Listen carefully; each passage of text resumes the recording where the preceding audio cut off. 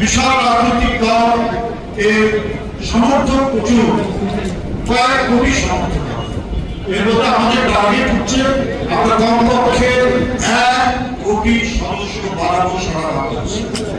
এই টার্গেট নিয়ে আপনাদের ভাগে যেতে পড়ে সেটা আপনাদেরকে করতে হবে। সমাজের মধ্যে যারা ভালো মানুষ, সচেতন মানুষ, যাদের কোনো কলঙ্ক নেই, যারা কোনো মব কালচার, হত্যা, ডাকাতি, ছিনতাই, রাজধানী, চাঁদাবাজি, দখলবাজির সাথে এই সমস্ত মানুষ, সে কৃষক হোক, শ্রমিক হোক, সে বুদ্ধিজীবী হোক এলাকার, সে স্কুলের শিক্ষক হোক, কলেজের শিক্ষক হোক, মাদ্রাসার শিক্ষক হোক, পোশাক শিল্পের শ্রমিক হোক, অনেক হোক, সবকে আপনারা অন্তর্ভুক্ত করবেন যাদের সমাজে সুনাম আছে। চাঁদাবাজ, ডাকাত, হত্যাকারী, খুনি, সন্ত্রাসী, দখলদার যদি কেউ ঢুকে যায়, ওটা যদি চিহ্নিত হয় আর তাকে যদি শেখ হাসিনার মতো প্রশ্রয় দেওয়া হয়, তাহলে বিএনপি একটি ভালো সংগঠন। মিরপুরের ঘটনায় সাথে সাথে তাদেরকে আজীবন বহিষ্কার করা হয়েছে। তাদের পুলিশকে বলা হয়েছে তাদের বিরুদ্ধে শাস্তিমূলক ব্যবস্থা করা, গ্রেপ্তার করা, আইনের আওতায় আনা, শাস্তিমূলক ব্যবস্থা। সেই ঘটনা আমরা বিচার চাই, সবাই বিচার চাই। বিচার করবে কে? আদালত করবে, বিচার করবে সরকার, আইনের আওতায় সরকার, পুলিশ প্রশাসন।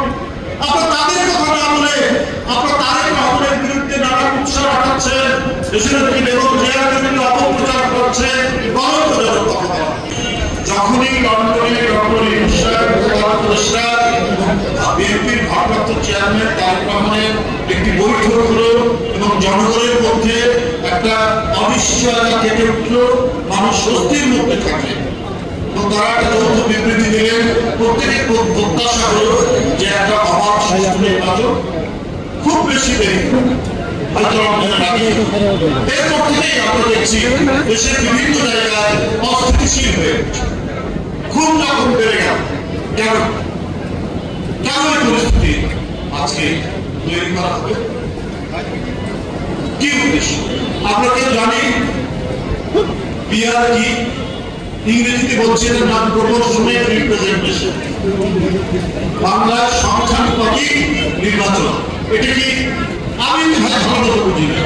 এটা ইউরোপের কয়েকটা দেশে প্রচলিত আছে, জাপানে আছে। জাপানে সম্পূর্ণ মাত্র 37% এটার প্রয়োগ। তাতে মনে হয় যে আমাদের মতো দেশে স্থানীয় নেতা তৈরি হওয়ার আর সুযোগ থাকে। যে দলগুলো রাজনৈতিক ভাবে একেবারে মাথা পিতাহীন, তাদের শিকড় নাই, এদের একটু লাভ হয়। এই কারণে হঠাৎ করে তারেক রহমান প্রধান উপদেষ্টার বৈঠকের পরে এইসব বিষয়গুলো আমার নির্বাচন পেছাতে হবে, পিআর দিতে হবে, আগে থেকে এই কথাগুলো আপনারা বলেন না।